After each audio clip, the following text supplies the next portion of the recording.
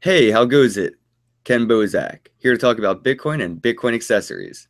And talking about Bitcoin accessories, why don't you go ahead and check out cryptohwwallet.com to pick up your crypto hardware wallet today. And if you already have a hardware wallet, why don't you go ahead and pick up a genuine leather case? That's cryptohwwallet.com. Hey, all right, guys. So today I'm going to be speaking with Ozzy from the BS Filter. Ozzy, do me a favor, brother. Please introduce yourself. Let everybody know who you are. Let them know how you got into cryptocurrencies and let them know what you do now that you are in the industry. What's happening, everybody? I'm Ozzy. I have a channel on YouTube called Ozzy the BS Filter. I'm a businessman. I own and operate six companies all by myself, and I got into crypto about a year and a half ago by accident in a hospital bed, bored out of my ass. The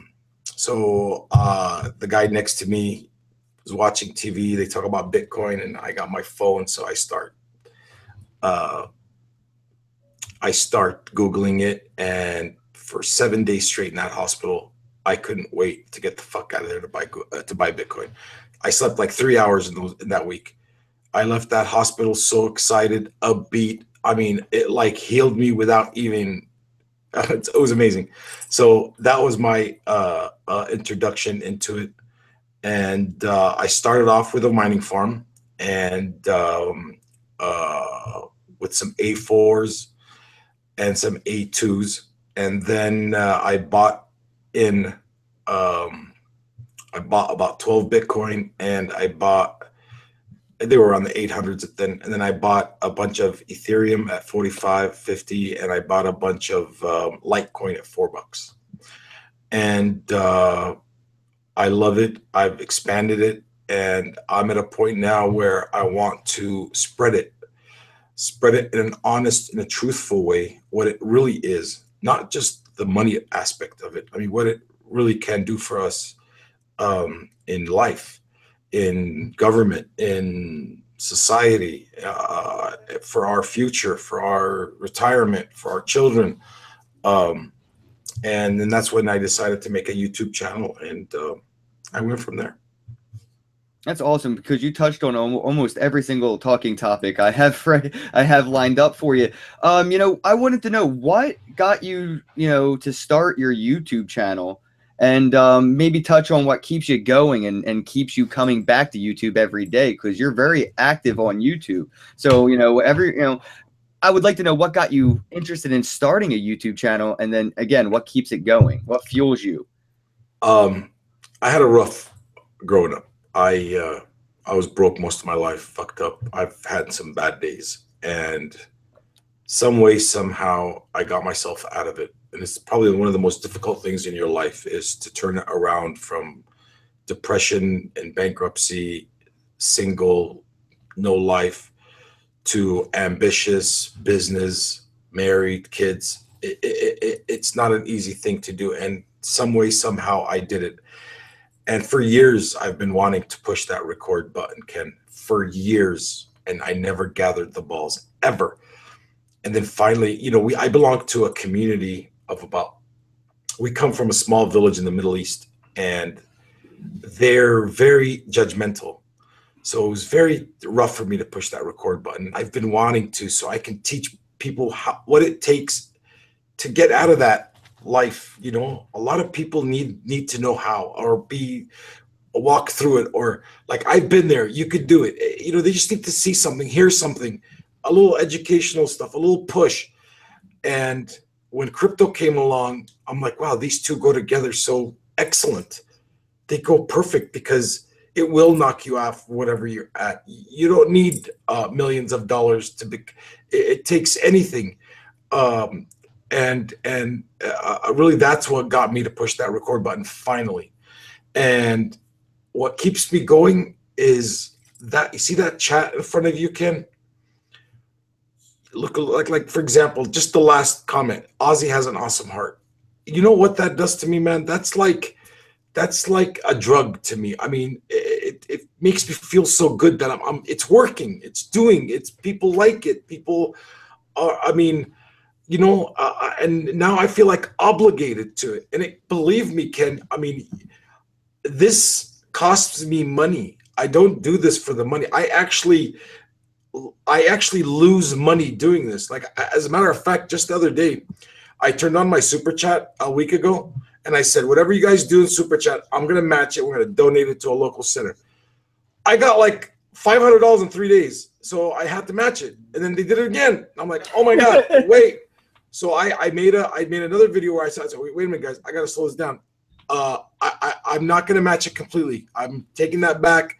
We gotta calm it down, because now because one guy did $400 by himself. If another guy comes and says, you know what, here's 10 G's, make sure you go live, I'm a man of my word. I live by that. So if I was to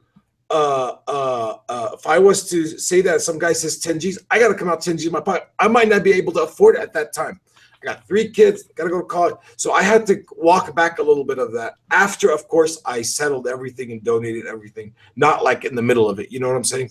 Yeah, that was a hefty donation, man. When I saw that was over $500, I was like, wow. That was from the guy that owns Just Dice website. Awesome guy, real awesome guy. Great heart, man. Great heart. Yeah, I should try to reach out and get a hold of him, because I checked it out, and you're right, that is a great site. You know, I wanted to cover on some of the things about being a YouTuber, since you're, you know, relatively still new to the scene, but yet very well known in the community. What are some of the best aspects of being a content creator? And then what are some of the drawbacks and some of the things that, you know, man, it almost doesn't seem worthwhile because of this? So again, some of the cons, some of the pros, let me know. Okay, well, this is really strange. Everybody has an act. Everybody in the world has an act. The minute we leave our doors, we have this persona, we have this personality, we have this who we are, you know, who we want to be and how we act. But when we're home, we're us. Cut the bullshit. Everybody has this thing. When I'm behind my camera, I get to be myself. And then when I'm at the office, I got to be the owner of a company. When I'm at church, I got to be the president of the church, because I'm president of the church. When I'm, you know, I can't say fuck while I'm at church. I'm going over a meeting so I get to be me. I get to be Ozzy. I get to be cuss. I get to talk about crypto. I get to teach people the way I learned. I don't like to teach people textbook type shit. I like to teach the real life ways because life is a motherfucker. Life is a bulldozer. And if you're not fully there, you will be ran over all your life. So I get to be myself. And that's what I love the most about being a YouTuber, if you will. The cons, man, you know, some people, they have their own way of thinking, and believe it or not, I'm a really emotional guy. So when a guy will post a comment, something, I can't ignore it. And that's a bad thing about me. And not just do I have to like defend it, and I go in depth. I don't like if somebody call you, you're a liar. I don't just say, fuck you. I believe it or not, I'm actually very professional on my comments, and I like to go back and forth. Like, why? What made you think I'm like what? And it takes a toll on me. It really takes a toll on me. And I'm just at 1,300, 1,400 subscribers. So imagine at 15,000. You know, and I think that's the one con I have is just the comment section. 99% of it's all love. Believe it or not, it's all love. But that 1%, man, it really gets to me. And I wish I would learn how to just ignore it. And I can't just delete it. I can't do that. I have to answer. I have to defend. I have to, you know, that's the only con I have, to be honest. Yeah, I can relate. I'm about to break, I believe, 5,000 subscribers on YouTube. Congratulations, brother. Thank you, Ozzy. And I have a bigger percentage of hate at the moment, but that's because I tend to talk about things some people hold dear in a negative light, and I don't blame them. Everyone's entitled to their opinion, and I do not delete comments. I try my best. So I know what you're talking about. That can be quite a chore, considering that we do not get paid to do this. You know, YouTube isn't really paying your bills, and like you said, you're spending more creating content than you'll ever make back from it. You know, this is a That's labor of love. it's funny you say that because today I wanted to. You had mentioned you wanted to go live, and I was out running some errands, and I'm like, you know what? My kids are gonna have some friends over. There's no way. Then I was like, you know what? I need to finally do a setup in my room. I know I'm gonna do this forever. I love it. It's not going anywhere. So I get some time to build I decided to build. I have a balcony upstairs. I'm gonna build a studio for me, and so I went and I bought a full setup. I bought a gaming computer. It comes with a fucking 1080 in the video. It's a I dropped over $2,000 on a desk chair. I dropped 2 G's just for them to make it as pleasant for them as possible because I love them. And I say it every video. I love you guys. And I mean it from my heart because they take sometimes an hour of their time. And an hour of time is a long time to listen to me. So that tells me that I need to make it as pleasant and comfortable as possible for them.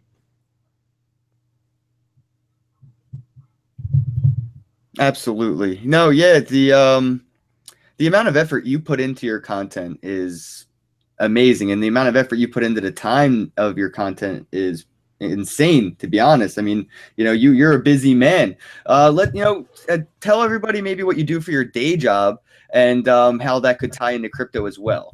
Well, I own, let me start with the small ones. I own an income tax service, a couple of those. I own a couple, they also have DMV services in them. I own a chain of auto insurance offices where we sell all types of insurance. 99% is auto insurance. I own a used car dealership, and I own a finance company where we do subprime lending for people that can't get approved anywhere else. And I own everything all by myself. I have no partners. I have a beautiful, beautiful team of employees that run the company with me. And we got our first. Now I just added something Dash made a website to where you can add your business, and we added Bitcoin and Ethereum and Litecoin and Dash signs at all the offices. We accept all the businesses, and we're starting to a market that we take crypto. And we got our first phone call the other day asking if we take crypto to buy a car, and I said absolutely, brother. And so he's supposed to come in a couple of days, and hopefully that'll be our first crypto sale. And I want to and I offer discount for people who pay in crypto, not to get away from any tax or anything, but to encourage people to use crypto more, because crypto to everybody is just a lot of people of the space. It's I'm going to get rich. I got my retire. It's so much more than that. Crypto is so much more than that. It is. When people look at cryptocurrencies and see just, green in their eyes, it's almost like you don't understand. It's like the internet when it was just email. Imagine thinking about Netflix when the internet just came out. It would have been a pipe dream. You're crazy. And that's sort of how I think you and me see Bitcoin. We're seeing it so far out. We seem crazy, and everybody else is like, no, it's just money. It's just going to make us rich. But the technology that is bringing the value to Bitcoin is the most important part, not the fact of its value, but the technology behind it, why it keeps gaining value, the use cases, and the strength of the blockchain. Ozzy, you said that you mine. What cryptocurrency are you mining currently? Litecoin, correct? Yeah, well, this is what happened. So I bought 12 A4s and some A2s, and I got them at a good price. And I went on a vacation, and I had some L3s I had bought before I left from Bitmain when people weren't rushing to buy them. So I bought them at like 1,500 each, and I left. I went on a 2-month vacation to Dubai, Lebanon, and the Middle East. I went to it. I mean, my family came back, and I go on eBay, and the L3s going for 5,000. The A4s are going for 3,000. I'm like, oh my god, what the fuck is this? So I put them up for sale, and I was able to sell almost everything for triple what I paid for it, and 4x, except for one. DJ Meat, he's one of my viewers. He's the only one I gave a discount to, 4,500, but everybody else paid 5,000 and 5,500 for those L3s. So yesterday or 2 days ago, I was able to go on Bitmain. It was like a war, and I bought 4 more. So I have to wait for a while to get those. But yeah, right now there's a crazy thing going. Back in the days, in the gold mining days, the people that got rich were the ones that were selling shovels. And right now, the money is in selling the miners. I was only able to lock in 4. I tried to buy 20, but I was only able to lock in 4. You don't understand. It was the site was going. You have to keep reloading. It was horrible. It was the worst experience. It took me like 45 minutes, where it normally takes 3 seconds. Now, would you say mining is still cost effective at those prices for the cards? I mean, look, the odds of you made more money flipping the card than you would have ever made plugging it in. Well, no, that's wrong too. I made a lot of money. Well, here's why it's wrong. When I was mining, Bitcoin was $12. And I would only sell enough to pay my electricity. The rest were saved. So now it just hit $90 the other day. And I don't even want to tell you how much Litecoin I have. Now it made money. But if you have the money to buy the proper equipment and you have the proper electricity, see, it's all got to fit. You can't just buy an L3 and you're going to make money. No, you got to have cheap electricity, the best equipment, because the L3 is less electricity than the A4. And it does twice as much as the A4, so you're getting a big bang for your buck. Where so you have to calculate a lot. Everybody's different. Here, I was paying almost 25 cents a watt. Here, it was ridiculous. My bill was like 2,500 a month. I even made a video about it. It's ridiculous, but I was still making money. At one point, I was doing 12 coins a day, and then difficulty started rising because Litecoin started going up, and now I'm at like 3.5 coins a day. But my electricity bill is $2,000. So, I'm still making money, but is it worth it? No. So what I do is I buy them, mine, put them for sale. If I get the right price, I sell it.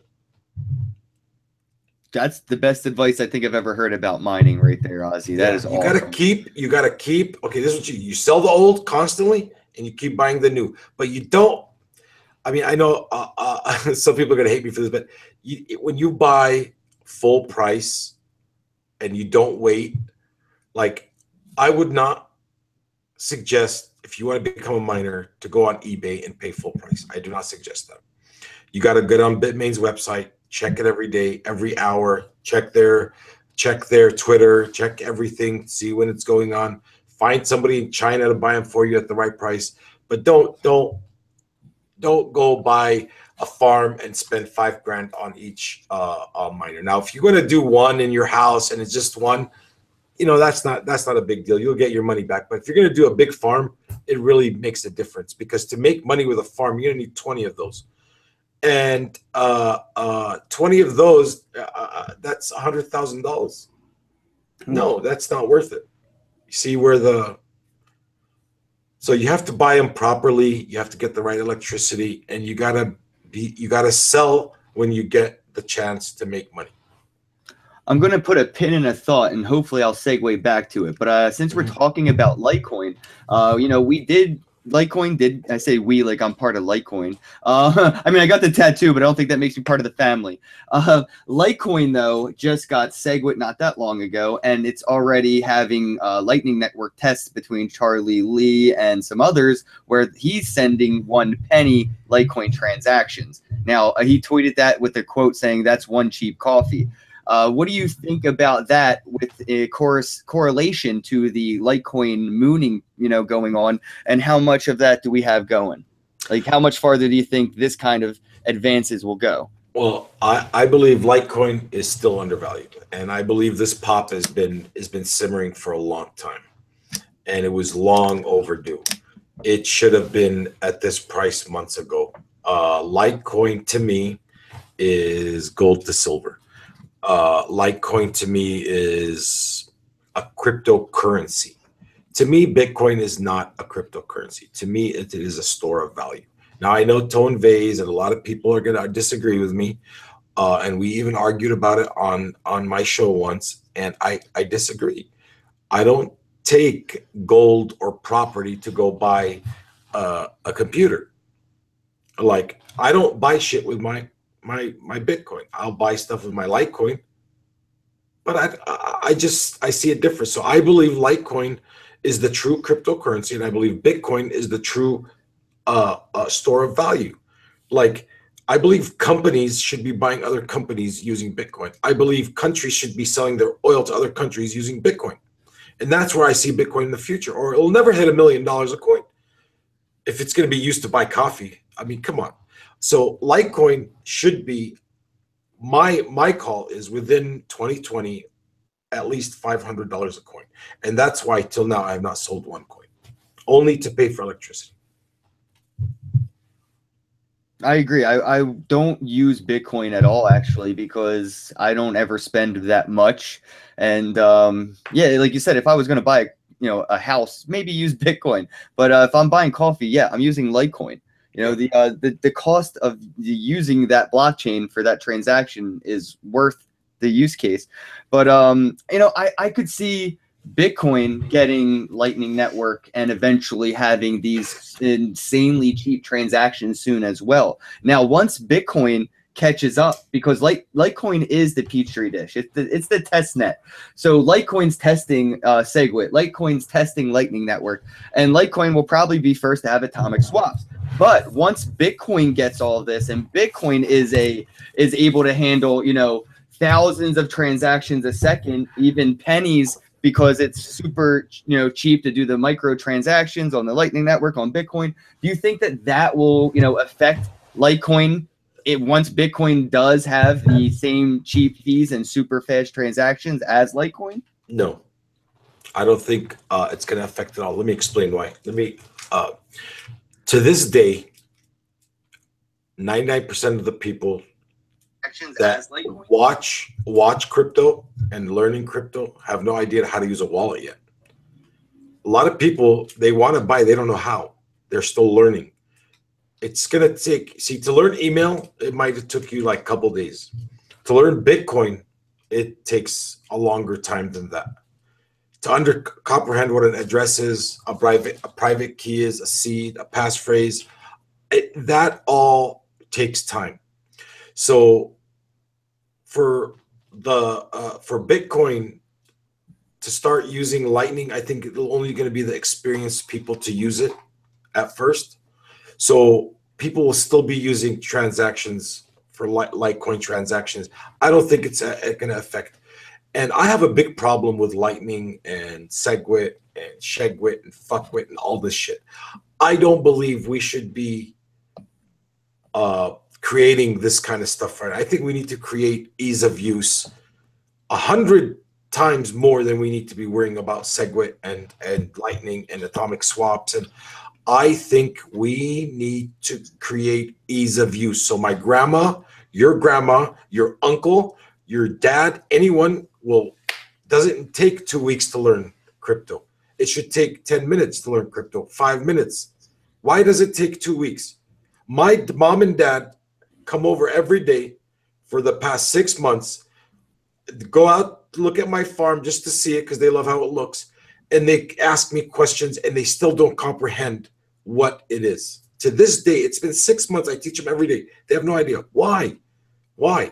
We need ease of use. We need wallets that are a lot easier. We don't need wallets that are 16G capital F MK 6349 and it goes on and on and on. We need to simplify. We need the technology. We need mass adoption. We don't need atomic swaps right now. We don't need Lightning transactions. So when you go to Starbucks, you have a separate account with that. It's cool, but that's not important right now. Important right now is technology to ease use. I had an interview in Dubai. I got interviewed by a coder who's going to start coding into crypto. He's a coder. He made a lot of apps, and he wants to code. He wants to start coding a blockchain. And I told him, no, don't do that. We have enough of that. He goes, well, what do you think I should do? I said, I think you should make a wallet that's easy for people to use. Make ease of use. We make, you know, and it really started to sink into him. Like, you know what? You're right. He was a coder, and it took him 2-3 weeks to understand the technology and how it works and how to send and how to receive. And he lost money. As everybody's lost money in Bitcoin. Everybody, because they either sent to a wrong address or they forgot their password, lost their keys, their phone got lost. One way or another, everybody's lost. We shouldn't have that. We need to get rid of that. I don't lose my money every day. Have you lost? Do you lose your money every day? No. No, because if you lose your checkbook, you call get another one. If you lose your credit card, you call get another one. If you drop your wallet, you only have a couple bucks in there anyway. So we need ease of use. We need, that is the most important aspect right now, what I think we need. That's why I don't even talk about Lightning Network in my channel. I don't even talk about this stuff. I know a lot about it, but I don't talk about it. I don't discuss it because I don't think that's important right now, to be honest with you. No, you might be right. I mean, I do have two things. Keep going. Go ahead, please. One I'd have to say would be an honest way of seeing a reason why we need SegWit Lightning, and another one I kind of feel cynical about, but I'll explain. So the first thing, we need, you know, things like SegWit Lightning Network, and we need to be able to make sure we can get more transactions done faster for cheaper before we make the on-ramp easier. So if Bitcoin were to get too many users and not be ready for them, that would be a very bad thing for the network, the blockchain, and everybody involved. But if the blockchain is prepared for all of these users before it's easy enough for everybody to get into, we have something that may work beforehand. So I think we need to work on malleability. We need to work on transaction fees, transaction speeds, and then we can make it super easy for grandmom and grandpa to on-ramp into crypto.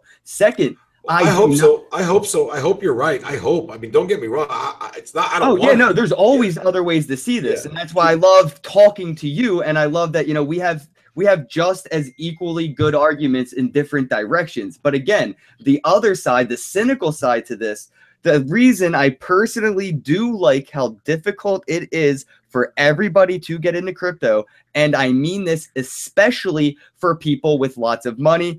I'm talking people who want to buy $10,000 worth of Bitcoin or $100,000 worth of Litecoin the first time they hear about it or the first investment they want to make. I love that it is super hard, if not impossible, for that, because I don't have enough yet.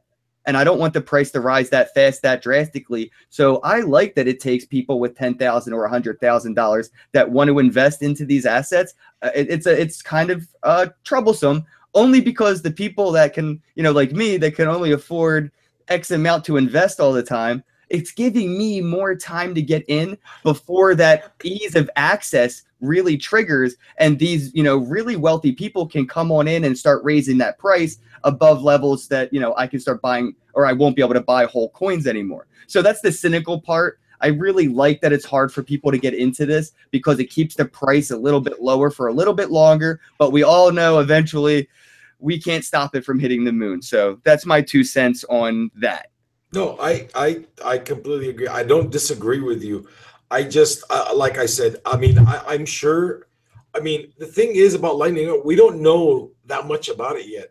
I get every different YouTuber has a different. Well, we're not experts, man. We're just enthusiasts. If you know your shit and you know what the fuck you're talking about, odds are you don't have your own YouTube channel and you're making a YouTube video every day. Odds are you know your shit. You're probably working on a project, hiring a YouTuber to talk about your shit. Right. No, I agree.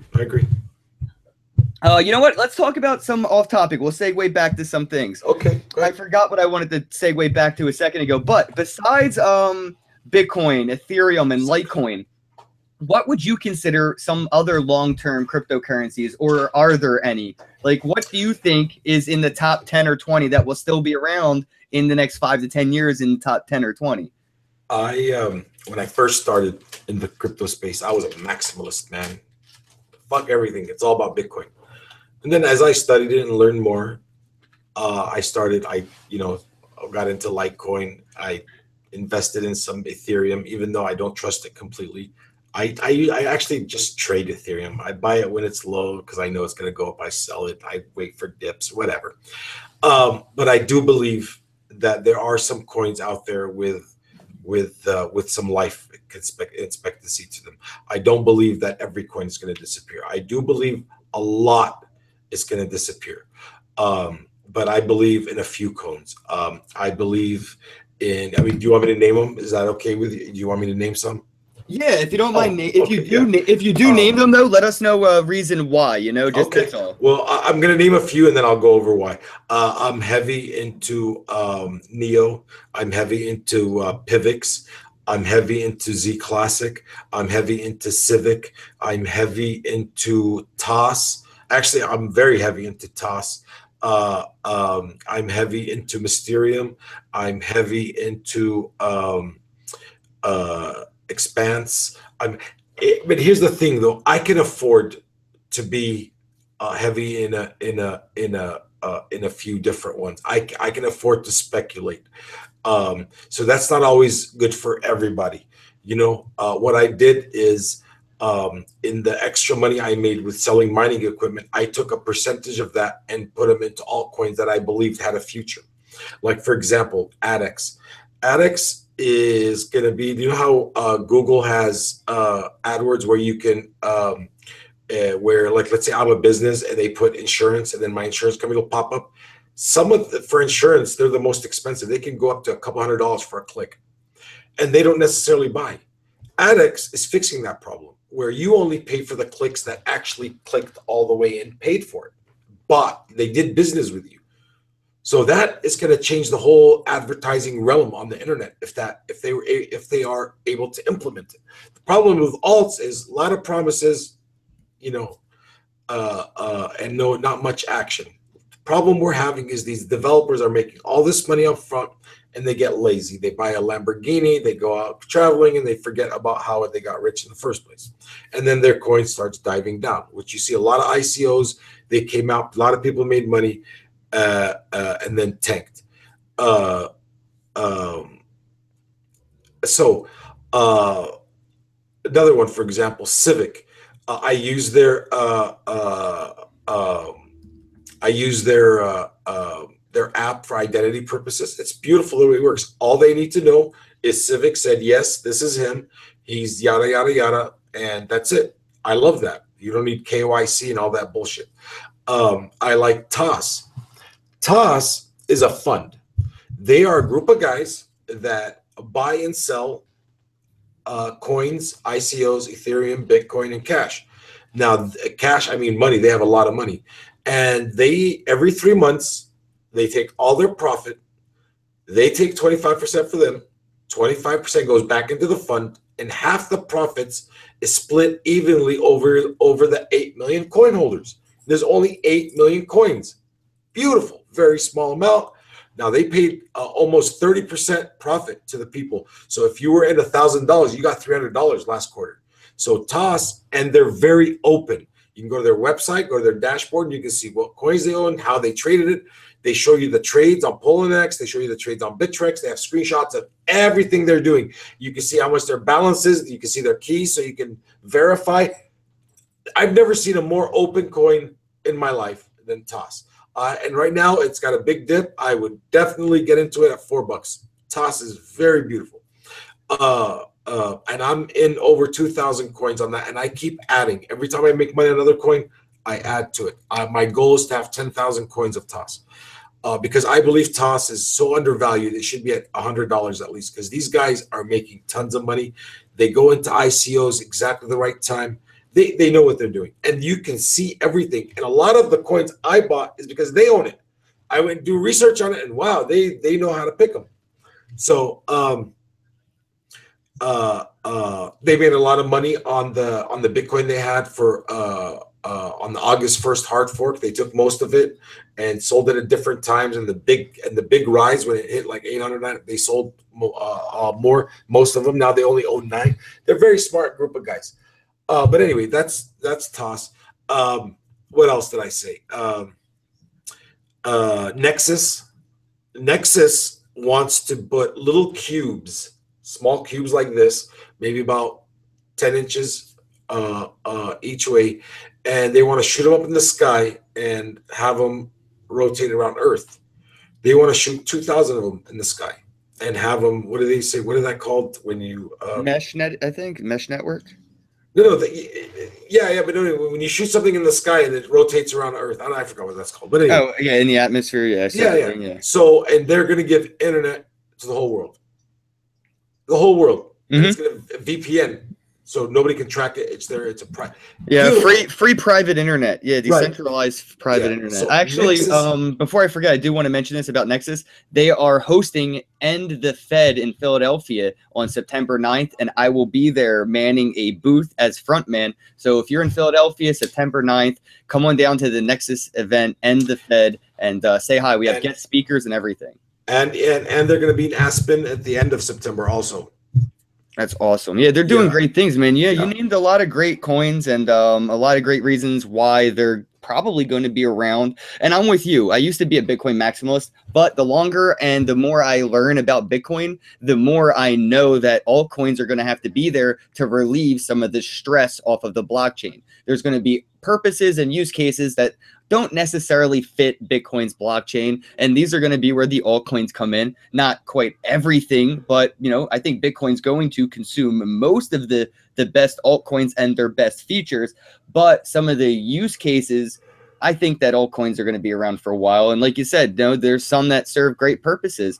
Let's talk about mining a little bit though, because there's been an announcement, and I've been following Adam Meister, and I've been looking into it myself about this BitcoinGOLD, and that it's going to be a fork of Bitcoin, and it will be GPU mineable, meaning that it won't even compete with the Bitcoin blockchain in mining hash power because it's not SHA-256 mining, it's GPU. So technically it'll compete with Ethereum mining, or it could actually be there for when Ethereum goes to POS, proof of stake. GPU miners that are using it for Ethereum actually have a new use case for their miners, and it will be something that can contribute to a version of Bitcoin that carries their own blockchain. So have you heard about BitcoinGOLD at all? Yeah, and I truly believe that he was paid to pump it, because he's made already 3 shows regarding it. And look, there's a lot of I think Bitcoin Dark, Bitcoin Plus. There's a few other forks of it. I highly doubt Trezor and Nano are gonna give you your coins. Bitcoin Cash, they were kind of forced to because of how big it got and the players that are in it. But I just don't see it. I mean, I'll take the free coins if they're going to do it, but I really don't see it. And I don't dump my coins, by the way. I learned that lesson. Yeah. Well, what I did is when it got to like 600, I dumped half, and I regretted it because it went to 9. But I'm kind of feeling better now because it's right back at 6. So, I mean, I don't know what.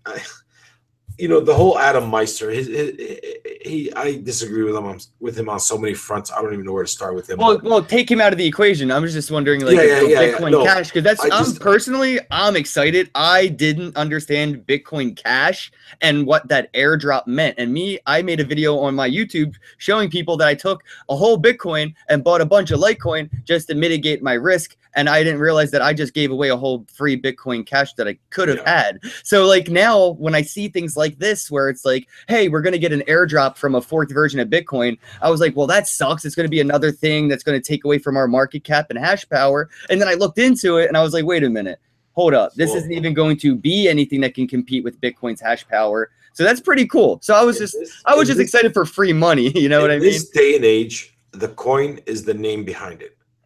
And the guy that's behind it is really an unknown guy. And if you don't have a big name behind it, it's really, I mean, I don't see why it would be more than $2. I don't, I mean, we need a lot more information on it. We need to know who's the guys behind it. Which one are they going to fork? Are they going to fork SegWit one, or are they going to fork the Bitcoin Cash? SegWit, yeah. Here's the problem. SegWit is copyrighted. So you can't just fork it and use it. So now this was the big thing with SegWit, is it can't be forked anymore. From what I understand, it's copyrighted. So there's a lot of issues that need to be answered that we need to know before they before we get all excited and stuff. I really want to know more information. Yeah, I've actually dedicated some time to this because I didn't understand the Bitcoin Cash and the airdrop as well as I thought I did. I was more concerned about, oh, what if something goes wrong with the blockchain and I lose all of my Bitcoin? So let's buy some Litecoin. And I was like, damn, I missed out on an airdrop. So, I mean, if you know that you're going to get an airdrop based on your Bitcoin holdings, and if you're using the correct wallet or exchange, maybe I might end up selling my Litecoin for Bitcoin just to get the free stuff and then buy my Litecoin back. But I mean, like, that's some of the new mindset that I have when I hear airdrops. And I'm thinking this might not be the last fork of Bitcoin. There may not be many, but this definitely isn't the last. And we may end up getting, what I'm considering Bitcoin pinata dividends. Like, I see what Adam's talking about just from holding Bitcoin. We're going to end up getting more and more free coin. Yeah, but don't call it what he calls it. I disagree with that word a lot. They shouldn't be called that because it's absolutely not that. Well, if it doesn't compete with the hash power, it's technically not as, I mean, I wouldn't consider Bitcoin Cash a dividend because it strictly competes with Bitcoin. That's not a dividend. But something like what I've come to understand about Bitcoin Gold is it's not really competing. It's more like a fallback plan, like Litecoin is. Does it have a face behind it other than that one guy on Twitter and that $5 website? Yeah, no, not too much. Like I said, I'm trying to get as much information as I can. I'm going to try to make a video with the information I found and the questions I have, and then hopefully I can make another video with answers to the questions that I have. I'm trying to get somebody that is in the project on my show to interview, because whenever I'm hearing about forked versions of Bitcoin, I'm not going to just write it off as fake news FUD. I'm going to give it the attention I thought, that I didn't realize Bitcoin Cash deserved. Well, as YouTubers, we need to give everything attention and filter it for the people that watch us. That's our job. Well, this is going to be my personal project because I'm personally interested and I want free money. I need money. I just want it. But here's my problem. My problem is we ran to crypto because we're sick of fiat and them printing money out of thin air. Now we started doing it. Ooh, fuck, man. Good call. Yeah, that's the problem. All right, you know what? That's a great segue. Dude, you're big on, gold, silver, stuff like that. You're holding, a lot. So I have not so much a question, but a statement I'd like you to carry on. When it comes to doomsday money, what do you think we're going to be using? Bitcoin, gold, silver, or ammo? Well, let me ask you a question. Give me the doomsday scenario. Let me finish it for you. Every time I tell people, when we're in World War III, there's a financial collapse. We're doomed for another financial collapse, if not a war. There's so much stress. If you're in a situation where you have no electricity, yes, and there's martial law in some parts of the country, okay, you need weapons because you can have all the gold in the world. If you can't protect it, it's worthless. If you have all the silver in the world and you can't protect it, it's worthless. We're not on video. I was going to show you something.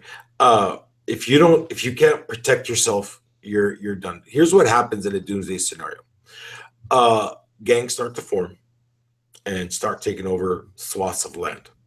Now, the reason I know this is because it happened in the Middle East, several different countries. And if you want to know exactly how it happened, go study King Saud of Saudi Arabia and how he took over Saudi Arabia. Barter is your only weapon. Now, gold and silver will be the leading if we have no electricity until we get some electricity back. But you need to be able to protect this. So you need more guns and more ammo than you have gold and silver. But I also believe whether we have a doomsday scenario or not, you should not put all your eggs in one basket. I'm spread very wide. I go from precious metals to land property where I rent out. I have several apartments and homes that I rent out. And I have my cryptos. I have stocks that I bought a long time ago that I don't even touch. I don't even look at the fucking price. I don't care. So I'm spread around widely. And the reason I do that is not, to show off. I consider those, I don't even consider them investments. I consider them hedges.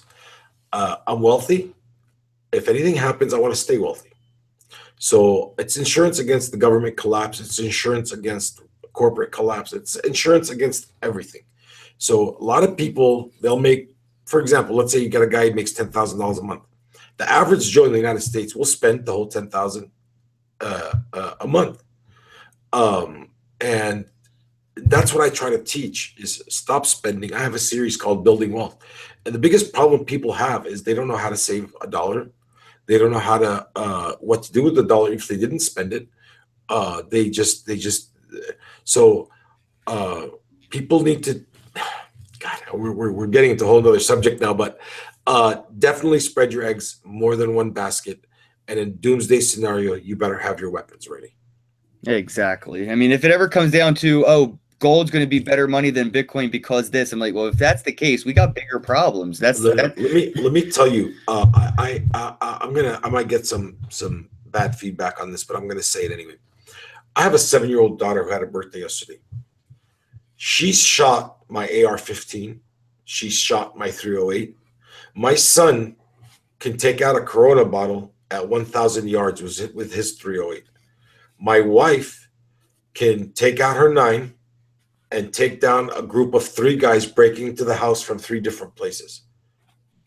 I've trained my whole family how to protect our home. And that's in a doomsday scenario. If you want to be a prepper, the first thing you got to learn before you start storing food and water and anything is how to protect yourself. That's number 1. Number 2 is you store food and water, some gasoline. Well, actually, number 1, weapons guns and ammo is in 1. Number 2 is food and water. Number 3 would be some gold and some silver, some crypto, whatever. Mm-hmm. You know what about bubble talk, man? Because a lot of people think this is the bubble and the bubble will pop any day now. A lot of people, I've seen articles and posts about, it's maybe not so much Bitcoin that's in a bubble, but the actual traditional stock market and real estate market. And since you're involved, maybe you would have something to comment on. Absolutely. Okay, I lived through the bubble of the 90s, the web bubble, whatever you want to call it, the IT bubble, the tech bubble. A bubble doesn't involve billions. Bubbles involve trillions, multiple trillions. Now, I've told my wife, we made a discussion, we talked, the minute that it hits $1 trillion market cap, we're going to sell half our crypto. As soon as it starts getting to $1 trillion, we're going to have a crash. And it might be even higher than $1 trillion because you're seeing right now big movement out of the stock market into the crypto space. Now it just started. So people are starting to see profits. Once they start seeing profits on a larger scale, more people will leave the stock market and come into cryptos. And then you're going to see a crash in the market that you've never seen before. The market is way, way, way too high. It's way too bullish. It's too high. And Tone Vase thinks it's still even too low. It should get higher. No, it's too high. We will have a stock market crash, but I do not believe in any way, shape, or form it will affect the crypto space. We will have a bubble and it will crash, and that's when all the altcoins will disappear and we won't have any more alts because we'll be heavily regulated because when we have a crash the government jumps in, we got to save you, but we're far from a bubble. Our bubble will not even start to form till probably the summer of next year once the people start getting their income taxes. Oh shit, yo, I didn't even think of that. Yo, my income tax is faux show going into Bitcoin. Oh yeah, a lot of people. And you know what? I talk. You know how I discovered that? I made a whole show about it. I was talking to somebody, and they were like, "Hey, have you heard of Bitcoin?" I'm like, "What?" I'm like, "Type Ozzy the BS filter in your YouTube, bro." But anyway, he says, "Well, when I get I don't have money to put in right now, but as soon as I get my income tax check, I'm gonna buy crypto with it." I'm like, "Holy fuck! Oh my god, how did I miss that?" Yep. In the United States, for the people watching that are not familiar with what I'm talking about, in the United States, the beginning of every year, by April 15, you have to file your taxes. In the United States, the IRS takes money out of your check every time you get paid. So that money will get withdrawn, and then it's refunded back when you file your taxes. You get a nice check back. Average about $5,000, $6,000, $7,000. Some people even get $8,000. So it comes in one big lump sum in a check, and it starts coming out in the beginning of February. I know, I own tax services, so a lot of that money is going to go into the crypto space. I could see that now that you're bringing it up. I didn't think of that at all, honestly. That's actually that's why I say the bubble will not start to form until then. Yeah, until people start putting it in, and it's going to take them some time to figure out how and where, and that's why I'm going to have a Bitcoin ATM. Actually, a few different cryptos. I'll be advertising for sale in the beginning of that time. So I'll be signed up with. I'll be buying and selling for people. I mean, I'm a trustworthy guy. I'm known in the community. You are, definitely. They would, here in my community, they love me here. So I would absolutely help them buy it and like maybe charge a little commission. I don't see why not. No, not at all. You have to. Otherwise, it's going to burn you out, man. And you're going to end up taking it out on the people you want to help because, subconsciously, you're not going to be able to control that. So definitely, take what you earn and don't feel bad about that. What you're doing for people, they're going to be so grateful in such a short amount of time. It's worth that very small commission you're going to make for your time spent. And your time spent helping others is time not spent helping yourself. So in my personal opinion, dude, that you're like a freaking Robin Hood of information. You're just out there taking information and giving it to the poor, dude. I appreciate it, brother. I appreciate it. I appreciate your show, dude. I really feel like you and a couple other YouTubers have some really hidden gems, and the BS filter on YouTube is one of the most underrated shows. I think that when people find it, they're like, how the fuck did I not hear about this guy sooner?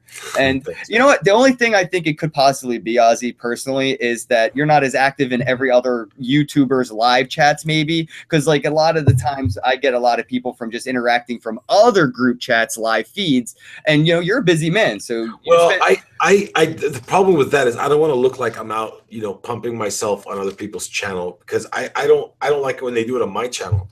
They'll be on my live show talking about go to this show, he's giving away a Litecoin. I'm like, wait, what the fuck you doing here, man? You can't take my people.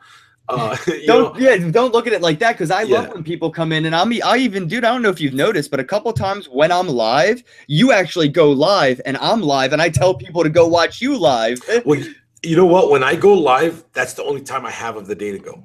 So I don't have a schedule like you're 7 o'clock every day. I don't have a schedule, so I have to go whenever I have free time, and I go in there and I shoot that hour. And I actually cut it down. I used to be half-hour show, half-hour Q&A. Now I cut it down. Now I just do my show, get to the point, tell everybody their information, and then we'll meet them at the Discord after. But last night I went in real late, like at 1 in the morning. I did a Q&A, and wow, at 1 o'clock in the morning in California time, and we had over 60 viewers. I was amazed. Yeah, it's hard because a lot of viewers you may get from Europe or other parts of the world, and when it's a good time for you to go live, it's really not a good time for them to watch. So I could see that being the case. I did have a couple more questions I wanted to get away, to. Buddy. I got all night. I got all night for you, man. Well, that's good, because I have a shit ton of questions, man, because you are a wealth of knowledge, and some of the things I like to tell people, I am not an expert. I have way more questions about cryptocurrencies than I have answers, and there's some things other people know a lot more and a lot better than I do, and that's why I have them come on my show, just like you, Ozzy. The reason, before you get to the question, I just want to make a comment. The reason why I thought I would be important for YouTube is because they haven't seen, most of the YouTubers are either like you, where they work and they do the crypto, or they got wealthy from crypto. They owned it a long time and they got wealthy from it. There's no guy that's like already successful, owns a bunch of companies, and got into crypto and doing a YouTube channel. I'm like, different. And I wanted to bring that aspect that, wait a minute, hey, we're here too. We want to get into it. We know what we're doing. We want to, you know what I'm saying? I hope that didn't sound show offish a little bit, but like, for example, like Richard Hart, he's got tons of money. I mean, he's talking from a wealthy standpoint from crypto, where I hustled my life in business to get to where I'm at, and then I got into crypto. So I think I bring a little different angle to it also. You do, for sure. And you know what? Let me pick your brain on some of this, because I think you are, I shouldn't say I think, I know you're much more professional than I am when it comes to crypto and information and stuff like that. So Yeah, I've given my opinion on that a few times too. And I'll be honest, I don't want to try too hard, because that means I have to upkeep that professionalism, and I do not make any money doing this. So the least I try, the little effort I put in, the less of a job it seems, and the more of a hobby it is, and the more fun it is. So if I were to make it a job and I'm not getting paid for it, I would take it out on my viewers. I don't want to do that. So I don't want to work too hard to upkeep that level of quality if I can't financially back it with the time put in. But once I catch up, that's where I think the professionalism and effort and all that will be very worthwhile. But unfortunately, I have a 9 to 5 that just takes 10 hours of my day every day. But anyway, I wanted to pick your brain about taxes and retirement when it comes to crypto. I've seen so many articles coming out about IRAs rolling into crypto, and the GBTC, which is the global Bitcoin trust thing on the traditional stock market. Not technically the ETF, but you can invest using traditional manners, those things. So what do you think, first off, about, Bitcoin and retirement? And then what do you think about, like, when it comes to things like Bitcoin and taxes? Okay, I'm going to start with the taxes second. I'll go with this one first. So this is what's happening. So moms and dads, middle class people that send their money to an IRA or to a stock or whatever, their extra money every month, they're hearing about crypto and they're seeing all these people making money. So they're picking up the phone, they're calling their brokers. Hi, I want Bitcoin. Oh, I'm sorry, we don't offer that. That's crypto. That's too high risk. We don't. Okay, then you know what? I need to pull my money out, and thank you very much. And then they started noticing too many calls, many people doing it. So they're like, wait a minute, hit the brakes. We got to do something. So right now there's 62 different funds by 3 different fund managers making portfolios that are strictly crypto. And these 3 are going to be the most successful, because all the other ones, they're going to come in too late. So, and Fidelity is one of them. So now these guys will not be buying shit like Civic and Zcash or Monero. No. These guys will be buying Bitcoin, Ethereum, Litecoin, those top. They'll be buying top 3, top 5, maybe max. So you're going to see, and that's why I tell people the bull market is in the crypto is going to last for a long time. You'll see $10 billion dips, and then it'll go back up 30, 40. $10 billion dip, it'll go up 40, 50. 10 billion, it's going to go in waves like that all the way for the next year and a half. As far as taxes are concerned, I'm gonna say this in the easiest way I know possible. You pay the mafia their vig. You pay their mafia their share, and they give you protection. Well, the IRS and the government is the mafia. You give them their cut, and that's it. Be fair, give them their cut, and go on. You don't, they're going to be breathing down your neck, and they will take everything. And if you think they don't know that they will not be investigating exactly where and everything is before they audit you, you're gladly mistaken. If you think you just because you own Monero, you can hide it from them, trust me, the government has hired people specifically for this. They have a company called Chainalysis, piece of shit, bunch of kids that decided to help the government because they couldn't find any other way to make a job. So you're making money, give them their fucking cut, and that's it. That's my opinion, and that's exactly what I'm going to be doing. And that's what I've always done. Give them their fucking cut. I got audited in 2009, full-blown audit. They came to the offices, they checked invoices, receipt. I mean, they spent fucking 9 months. It came back zero. The guy that did the audit, he's about 40 years old. He said he's done about 3,000 audits. First time in his fucking life, it came back zero. First time, I didn't owe them a penny. He says most people always. That's the only way to go. Pay them their fucking money, and they'll and use their protection. Use their protection. Ooh. I like that, man. I love that analogy. You're not wrong. I mean, that is kind of how it is. So It's just more organized crime, right? in the olden days, the mafia would come to your store, say, "Listen, we want $1,000 a month, and we'll give you our protection." Now, what they mean is we'll protect you from us. But well, no, okay, I'm paying you 1,000. You call them, say, "Hey, listen, man, I got a guy fucking bothering me." Trust me, they'll take care of him for you. Because if they don't, they'll be like, "What the fuck am I paying you for?" But back then, they were too stupid to do that. So now, you know what? You need protection, you go to the government. You need something, you go to the government. You use every fucking thing they have for you, and they have a lot of shit, but people don't know what they have. They don't learn. They don't go study. They don't go learn. You don't have. They have no idea what's out there for them.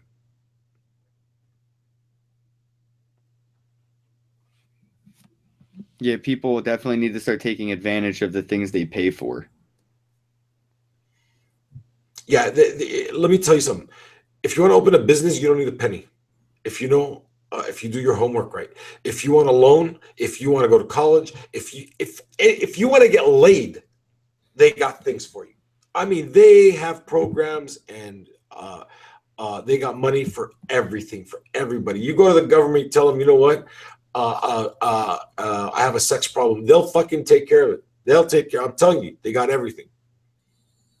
You know, let's segue in away from that into something else, man. Back to YouTube, because what is some advice you wish you had, that's like some things that you've learned along your way that you wish you knew before you started YouTube that would make your experience as a content creator easier? That way we can help somebody out, because the more people we have creating content, and the better content they create, the better for the in the community itself. So please go and advise The some of the best earlier, newer people. advice I can give someone is don't take it to heart. Let me tell you, if you're gonna read every comment and take it to heart, you will literally, like, it still happens to me, but I've calmed it down a little bit. My wife talked to me. I have some friends on here that talk to me like, "You can't do this." Imagine when you have 30 people on there. You can't. People are gonna troll. You gotta let them troll. You gotta let them troll. And that's the best I get advice. Don't take negative to heart. And sometimes there's a hidden message in there, in Mm-hmm. there, in there. Like when somebody tells you you're a fucking liar, fuck off. There's a message in there. He's trying to tell you something, and it's not necessarily the insult. You said something in there that wasn't right. Don't just don't act. That's the best thing I can tell you. Just don't act.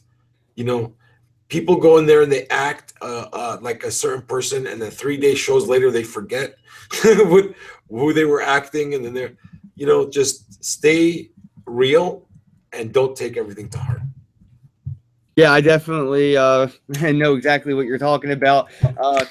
Quick accidental shout out to Jedi Knight and all of his viewers. I read the comments of his last video. I'll admit I did not watch the video. I do not have an hour and a half to dedicate to somebody else's channel where they're I talking watched. about me. So I did not watch any of it. But what I did do, Ozzy, and I wish I did not do, I did read every single comment. And like you said, do not take it to heart. I looked at them and saw what comments I could do something about and what comments I could never do anything about. And some of them actually ended up giving me some good advice inside their hateful messages. So I appreciate a lot of that. And you bust my balls, but that's constructive criticism. If somebody says something to you, what you do with that information is what the information is. So if you take information and you do nothing, it's an insult. But if you take information and you actually do something about it, that's constructive. Now you went from being hurt to being helped. Help yourself. Listen.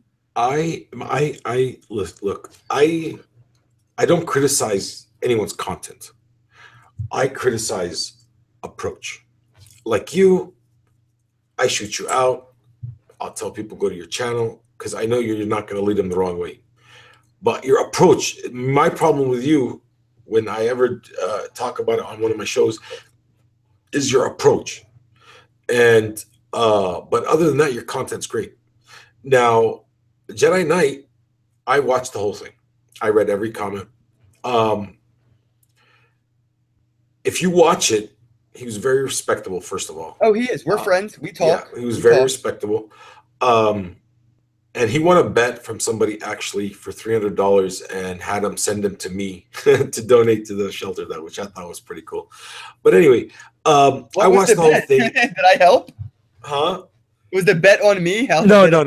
Okay, thank God. I was like, yo, I hope he isn't betting money on me. I'm a wild card. It didn't even involve me anyway either. It was just a thing. But anyway, the his audience, they like him a lot, and they protect him in a fashion I've never seen before. I mean, they protect him amazingly, and I have my people also. They protect me, and sometimes they overly protect, and I think that's what happened in that case. You know, look, they're all bit connectors. Yeah, it's a cult, and I don't want to fuck with a cult. You're anti-BitConnect, so obviously you're going to collide. And if you go to a hardcore Christian and try to teach them Islam, what are you going to get? Probably crucified. Yeah, and the same thing if you go to if you go carrying a Bible in Saudi Arabia and try to teach them Christianity, you probably wouldn't survive. So when somebody they're in something they believe in, they have their hard-earned money in it. They have see, you are attacking people that already have their money in it. It's too late for them. You can't shoot. You need to educate and teach the people that are not in it yet. You see what I'm saying? Yep. And his problem was, which is the approach. If they're already in it, bro, it's over. The party's over. I don't know why you're even talking about them anymore. You want to teach people that are not in it yet. And the problem he also had, and you set yourself up, by the way, Ken, by certain videos where you teach people how to log in and you're caught. People don't buy this Darwinism, all this. They don't buy it, bro. They don't, you know, if you want to get anywhere with the BitConnect thing, you have to talk to the people that are not in it yet and not to the people that are already in it, because you will collide. Now, as far as BitConnect in itself, you know what? I trust BitConnect more than I trust Wells Fargo Bank. Okay, yeah, no, I agree with you also, but that's just one of those situations where you're voting between a turd sandwich and a giant. Right. But I'm just saying the problem is we have companies out right now. Like right now, Wells Fargo might get shut down or bought out because of the scandal with the fake accounts. And these are real life shit, not internet shit. They were making people fake accounts and sending them credit cards. And they were supposed to do that. So and then BitConnect had a situation. They kept paying people. They took care of it in a professional manner, a lot better than the way Wells Fargo took care of it with the fake accounts. You see what I'm saying? So I'm between a rock and a hard place. I can't call it a scam. There's not one shred of evidence. But you could call it stupid at least, right? You see the stupidity in it. Problem. What would you call stupid? Which part? The part that you're selling your Bitcoin just to buy it back. I mean, like, again, you have even said if you would have did it when Bitcoin was $1,000, you're still struggling to buy back that same amount of Bitcoin. He fought it with, if you would have kept the BitConnect tokens that you were paid, you would have made $1 million. But who's going to keep 1,000 BitConnect when they were 20 cents? They want to get their money back, right? So they wouldn't keep them. But he has a point, and we have a point. Right. You know what? Let's talk about some other things though. Are you in any platforms like this? Are you in any like interest growing or compounding type platforms or anything? To be honest with you, bro, I don't consider. I'm gonna get heat on this.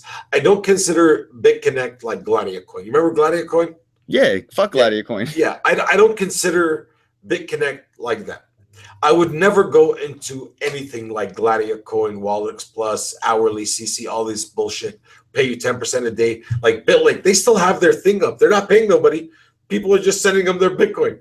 You know, so I try to throw it in everything. By the way, guys, BitLake's not paying. Do not sign up. People sign up anyway because they still have the website up, or they would have closed it.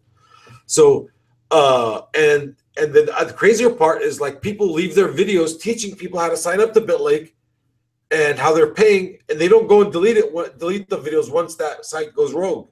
That's another problem we have on YouTube. Yeah, that crypto shill. I mean, crypto girl. Yeah, she still has her videos for BitLake, and even though they stop paying, she won't go back and delete the videos because now somebody's going to see it and they're going to go sign up, and they didn't see the video where you're telling them that, oh, by the way, they stopped paying.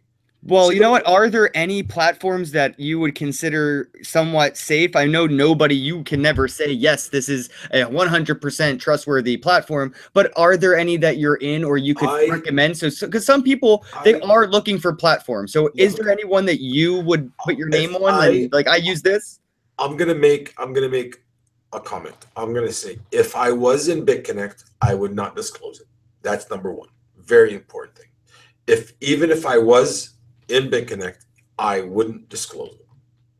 That's the reason why I wouldn't disclose it, is because somebody might be like, oh, he's in it, he's rich, he's got all money, I should get into it. And then if it shuts down, they'll be like, Ozzy, you said you were in it and I followed you and now I'm fucked. I would never disclose it. So if I was in it, I wouldn't disclose it. I'm not in it. Now, I am in something called TOS. TOS is something similar. They pay every 3 months. They split their profit with everybody. I do not consider it a platform, if you will, but it's very similar. You know, they pay profit, but they don't pay every day, and they don't tell you how much, and they don't make no promises. That's the difference. They're legit. They show you their trades. They show you, you can check. You can check their. They're very open. TOS, I trust more. BitConnect, I don't know. I mean, the problem is the way they took care of their last thing. It's hard to call them a scam. They took care of it. They did the right thing for what they are. I don't want to bring up too much and talk too much on this. I do want to touch on that. Just let me know any other platforms besides TOS. I don't really know of any. I want to check that one out. TOS is, you just buy the coins, and they're only sold on a couple exchanges, but you should really read about it. It's a great coin. Well, yeah, I will definitely recommend everybody do their own due diligence and don't just go throwing money at something because Ozzy said throw money at something. Remember, we're just YouTubers, bro. Don't be taking any YouTuber's advice. Just take it for information. Take that information and apply it into your own due diligence. That way you can make your own decision and not just be a mindless sheep. I did want to talk a little bit about some other things here. Like, what do you think about things like the banks and stuff? Have you seen like the China is looking at Ripple and stuff like that, or do you not pay too much time to or too much attention to that? I pay attention to everything, everything you can imagine, from politics to banks to finance, everything. Ripple is bank owned. We all know that. When is the last time a bank made anyone rich? Yeah, crickets, because never. Yeah. So I do not touch Ripple, and I would never tell anybody touch Ripple. And yeah, how much are you gonna get? There's like 100 billion of them. There's 40 billion of them in circulation, but there's gonna be 100 billion. How high is it gonna get? $1? Okay, it's 25 cents now. You're gonna triple your money, and you have to wait years for it. It's not worth it. Ripple's a waste of money. Why would it reach $1 anyway? And how much can it reach? Well, not the value. You want to buy something at $1, it hits $50. You're not going to get rich from buying something at 25 cents and goes to 60 cents. Oh, yeah, for sure. But no, not just the value, but I'm talking the use case, the actual replacement of the bank protocol language, Swift, and using the Ripple language. Here's the problem. Swift is every transaction done with a check and a routing number is done through Swift. And they're owned by the West. They're owned by the establishment. And this establishment has used Swift as a weapon. So the Russians and the Chinese are trying to get away from that shell they're in, because it can be used as a just like a couple years ago when they Visa and MasterCard start allowing transactions in Russia. So Russia decided to go make their own Visa and MasterCard. Then Visa and MasterCard are like, what the fuck did we just do? So they gave it back to them immediately, hoping that Russia stops but I guarantee you Russia's continuing and building it with China together. That's the problem. The West owns everything. They own everything. Swift, Visa, MasterCard, American Express, Discover, they own everything. Any transactions in the world is owned by the establishment. So I don't blame Russia and China, all these big guys. to go their own direction.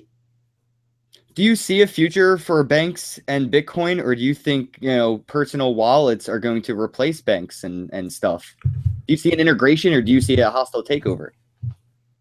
I'm sorry, run that by me one more time. When it comes to cryptocurrencies, like banks are pretty much looking like they're banking on Ripple. But, do you think Bitcoin and private wallets are going to replace banks like a hostile takeover like Netflix did to Blockbuster? Or do you think banks are going to adopt Bitcoin and become, a wallet or an exchange? They're too smart. Could Wells Fargo become Coinbase? They're too smart to let crypto destroy them. They're too smart. They have money. They will adapt. They will find their own coins. They will do their own thing, but they will absolutely not let crypto destroy them, because crypto will destroy them if they do not. Look, as soon as Verizon and the people you pay your rent to start accepting crypto, what the fuck do we need banks for? As soon as the electric companies start taking crypto, what do we need banks for? They're done. So they need to adapt fast, because companies are waking up and starting. I take crypto, and I'm just a little guy. Imagine if Verizon tomorrow says, you know what, you can pay with crypto, and then you can start paying your rent with crypto. You can pay your electric bill with crypto. What? It's done, because there's competition. Verizon does it; they're all going to do it. Electric company does it. All the utilities are going to do it, because they'll take customers away. So competition is badass. It's beautiful. All we need is just a couple of big companies doing it, and banks get flushed down the toilet. Well, that's a future I want to live in. But you know what? Let's wrap it up. I have a couple questions. You know what? I'll wrap it up with this one here, man. Sure. One or two, actually. What software wallet or hardware wallet do you use? Like, what are you using for your long-term holding that you're not touching? And then what do you use for, like, your short-term holding and daily spending? I use a Trezor. I have several. And I'm making 3 of them, where I have 210 Litecoin, 21 Bitcoin, and I put it away. Litecoin and Bitcoin, 21 and 210. And I put it away in a safe deposit box for my children when they get a certain age. So I'm going to have 3 of those for all 3 of my kids. And then whatever I have over that, that's for me. I love my Trezors. And then for my everyday use, I have also a Trezor for where it doesn't have that much in it, that I build into it. And I have a bread wallet, my favorite, bread and loaf. All right, man. One last thing to wrap it up. If the viewers or audience were going to take anything from this, what do you implore that they take from this? What is the one thing that you want them to take away from this conversation? What do you think they should go ahead and take that with them, please? Protect the space. This is our last chance to get our world back. Protect the space. Don't let happen to what happened with governments, and we lost it all. The crypto space might save us, but we have to unite together, stand together, and protect it. And we can get our world back. We can get our country back. We can get our governments back. We can get everything back. Protect it. Stop the scams. Stop the hype sites. And protect it. That's all I can say. Beautifully said. Absolutely beautiful. Thank you so much, Ozzy from the BS Filter. What I would like everybody to do is head on over to YouTube, type in Ozzy, the BS Filter, and subscribe. Obviously, if you've listened to this conversation, you know this man is a wealth of knowledge, a straight up Robin Hood of information. I think that a lot of people could learn a lot from Ozzy. And Ozzy, I really hope you keep up with your channel, because you're doing the industry, the crypto community, a very big service. There is literally no way for me to say thank you enough. I appreciate all your, I appreciate your respect. I appreciate your information, and I appreciate your feedback and your criticism. I appreciate you, Ozzy. I really do. So please keep doing what you're doing. Thank you for coming on my show to talk. And I really hope everybody goes and subscribes, because I think your show is one of those diamonds in a rough. And when people find it, their eyes are going to light up just like Aladdin's did. You know what I mean, man? Thank you so much for having me, bro. And thank you to all the viewers for taking time out of their day and listening to us. Thank you. All right, man. Everybody have a night. All right, good night.